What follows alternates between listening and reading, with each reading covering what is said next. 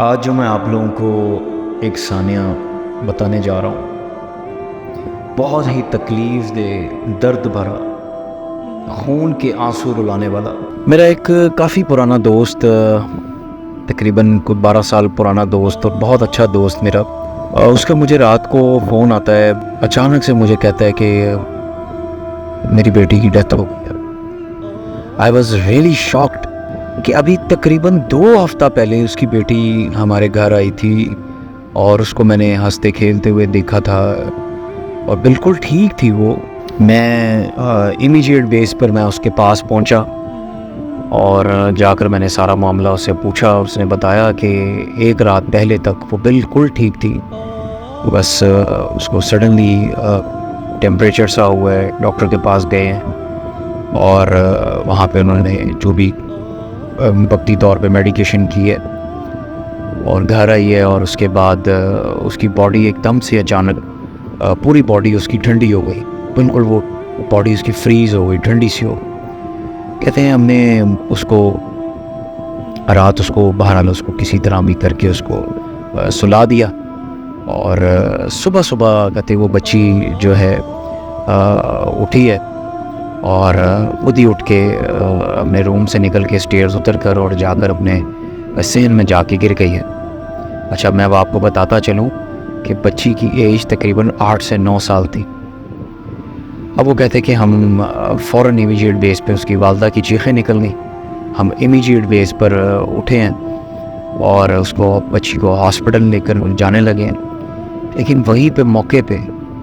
اس بچی کے ناک سے اور اس بچی کے منہ سے پانی نکلا اور اس نے بڑی زور سے اپنے دانت دبائے اور بس وہیں پہ اس کی جان نکل گئی۔ خیر وہ لے کر گئے ہیں، اس کو ہاسپٹل لے کر گئے، ہاسپٹل والوں نے اپنی ہر طرح سے کوشش کی، لیکن وہ بچی کی اس وقت ہی ڈیتھ ہو چکی تھی۔ اس کو لے آئے، پھر بچی کو گھر لے آئے، بس پھر اس بچی کو رات کے اندھیرے میں اس کے قبرستان گئے اور رات کے اندھیرے میں اس کی قبر کھدوائی۔ میں نے اپنے ہاتھوں سے اس کی قبر کھدوائی اور صبح فجر کے نماز کے بعد اس کو دفنایا، جا کے اپنے ہاتھوں سے اس کو قبر میں لٹایا، اس معصوم سی بچی کو۔ خیر اس کو دفنا دیا۔ اس کے والد کی بہت بری حالت، اس کے والدین کی بہت بری کنڈیشن۔ آپ جو لوگ یہ پیغام سن رہے ہیں اور جن کی اولاد ہے، آپ لوگ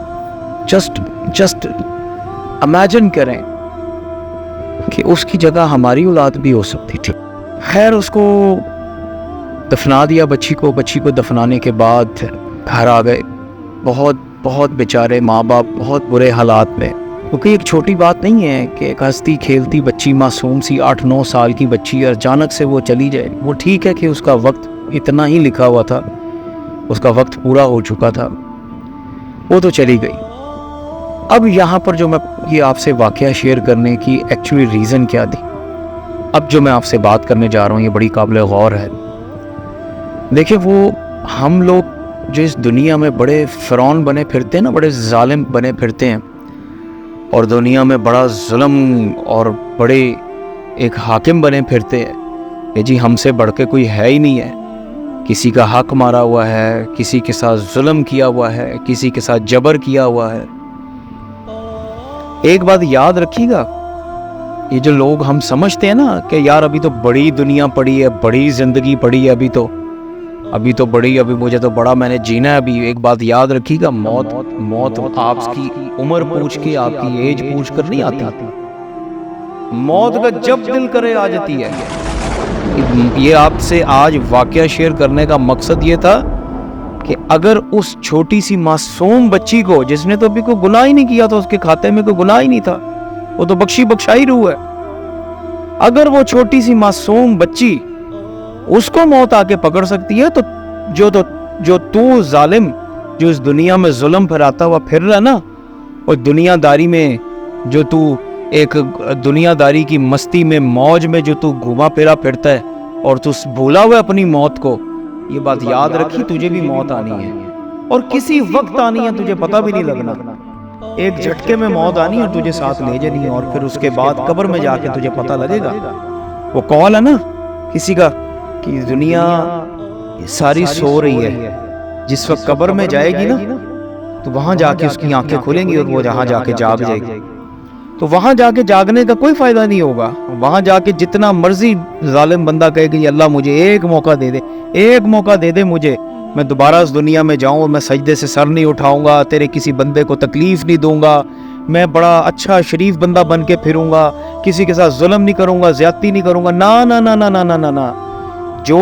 تجھے موقع ملنے ہیں نا یہی ملنے ہیں. آج جو تو ظلم کر رہا ہے نا، یا جو تو ظلم کر رہی ہے، تو یہ یاد رکھیں، یہ اچانک تیرے ساتھ موت آنی ہے، اچانک ایک لمحے بھر میں. تو آپ سب سے درخواست ہے کہ اپنے آپ کو سارے اپنے جتنے بھی آپ کے پراؤڈس ہیں، جتنی بھی آپ کے ایگوز ہیں، ان سب کو ایک سائیڈ پہ رکھ کے نا بس صرف ایک دفعہ آنکھیں بند کر کے دل پہ ہاتھ رکھ کے آپ سوچیں